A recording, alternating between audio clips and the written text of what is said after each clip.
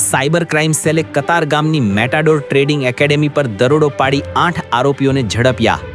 આરોપીઓએ દેશભરમાં 67 ફરિયાદોમાં 7 કરોડ 96 લાખથી વધુનું મહાફ્રોડ કર્યું હોવાનો ખુલાસો. પોલીસે 24 મોબાઈલ, 20 ડેબિટ કાર્ડ, 22 ચેકબુક, 29 બનાવટી સીલ સહિત 5,81,000 રૂપિયાનો મુદ્દામાલ જપ્ત કર્યો હતો.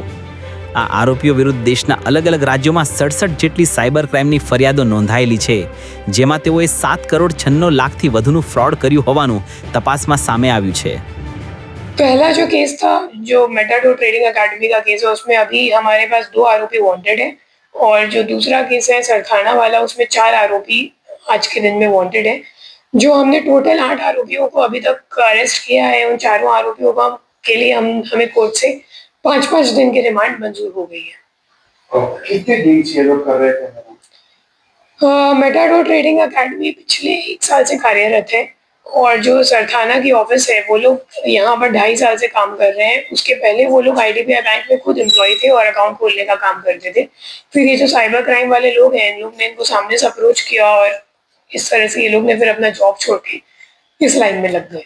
इसमें बैंक वाले भी कोई ज्वाइंट है, कोई अंदर बीवी वगैरह है?